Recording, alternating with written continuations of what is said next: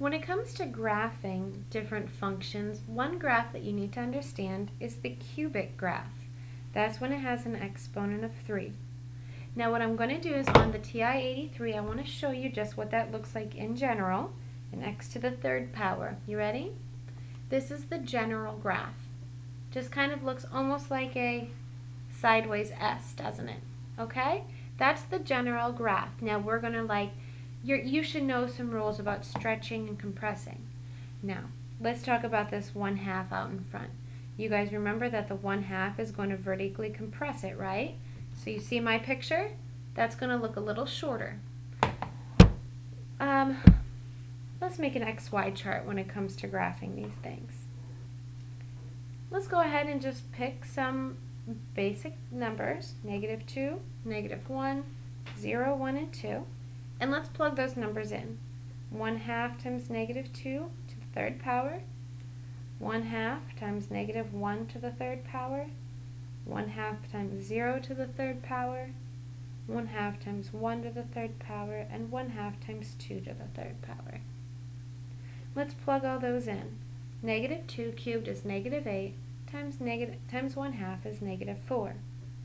-1 cubed is -1 times 1/2 is -1/2. This is 0, and then these are just positive of what's above.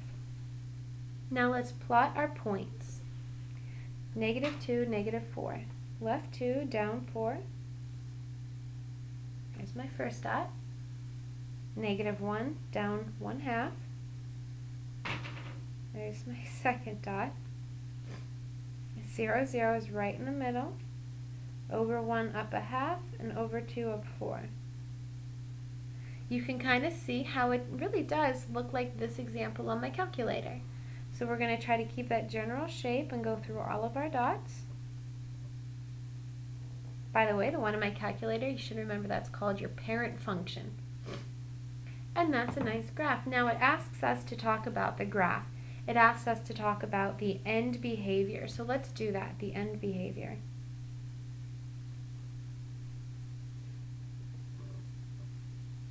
You should notice on this graph, the end behavior is down up. Okay, the turning points. Well, something interesting about this graph is as I trace it, I would like you to kind of say to yourself, how many turns does it take? Okay, I want you to say increasing or decreasing. So as I move up, you should be saying increasing, increasing, increasing, increasing. It has none. Just write none. There are no turning points. None. None at all. It's always increasing.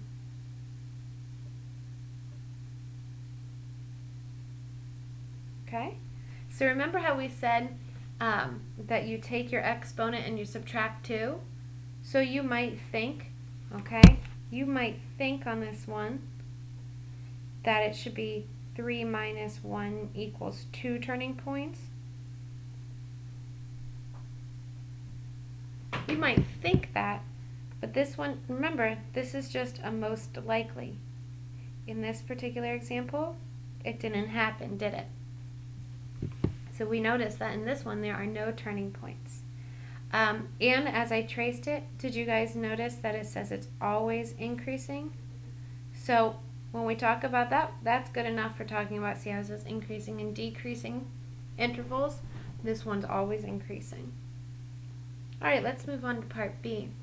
This one's going to be a little different. If you want to rewrite it in standard form, it would be -x cubed plus 3x squared.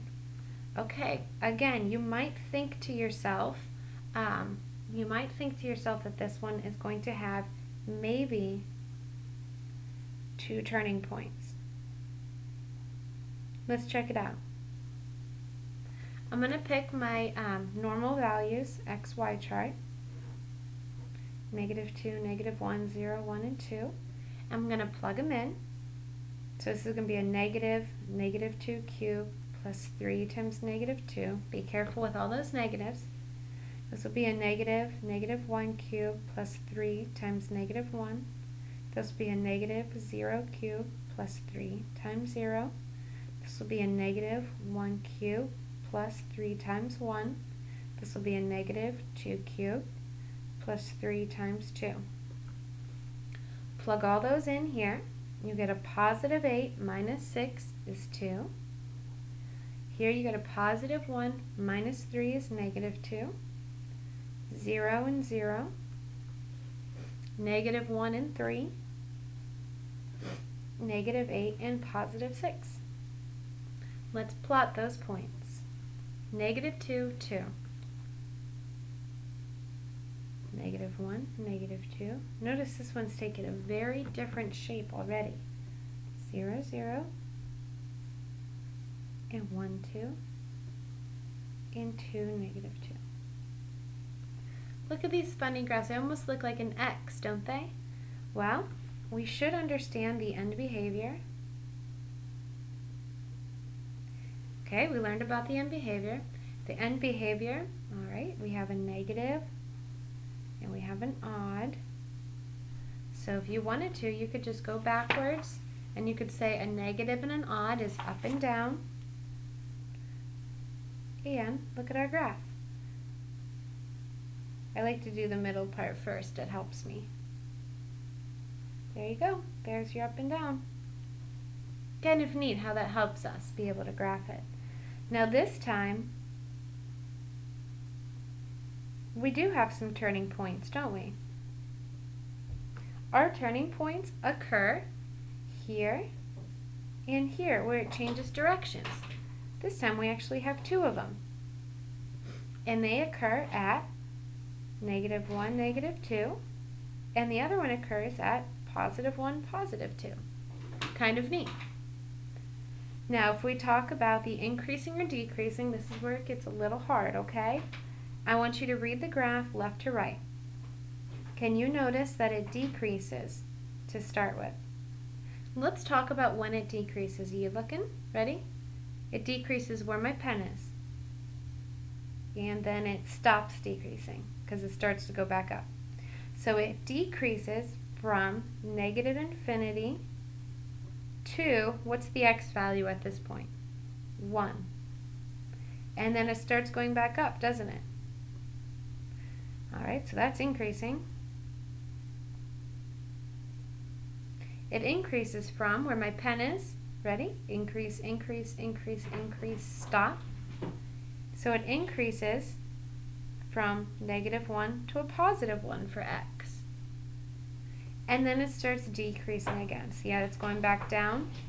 And that occurs from positive 1 for x to positive infinity for x. That'll probably be something we need to talk about a little more in class. We're going to do the got it's together in class, and I'm going to teach you how to help yourself use your calculator on this. And this is going to take a little bit longer, but I will teach you how to use your calculator.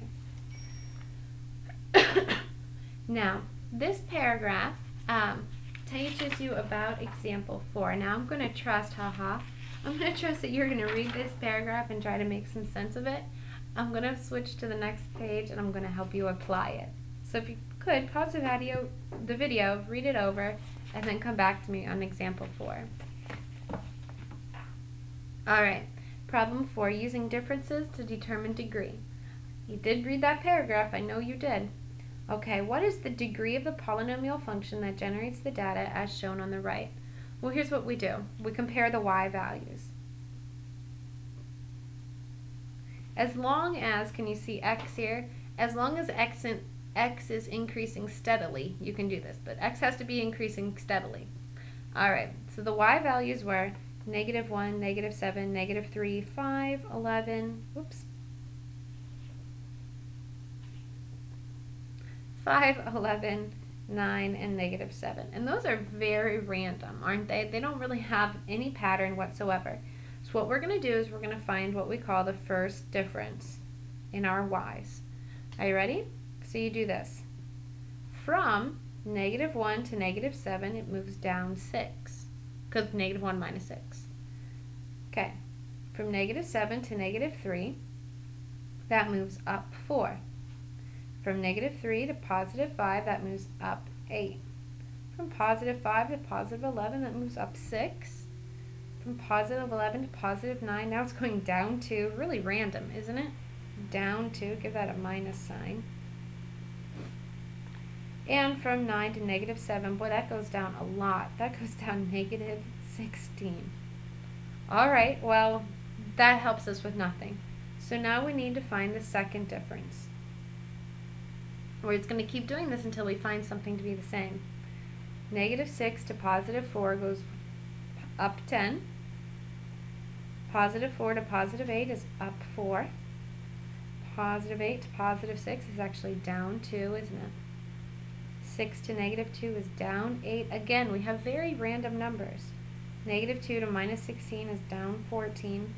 Again, very odd answers here. So we got to move to the third difference. You ready? From 10 to 4, down 6. From 4 to negative 2, down 6. Oh, that looks much better. You're noticing we actually have a pattern. From negative 2 to negative 8, another down 6. Negative 8 to negative 14, another down 6. That's wonderful that we finally got them to be the same on the third difference. Now what that means is that this is, you ready? This polynomial is a function of the third degree.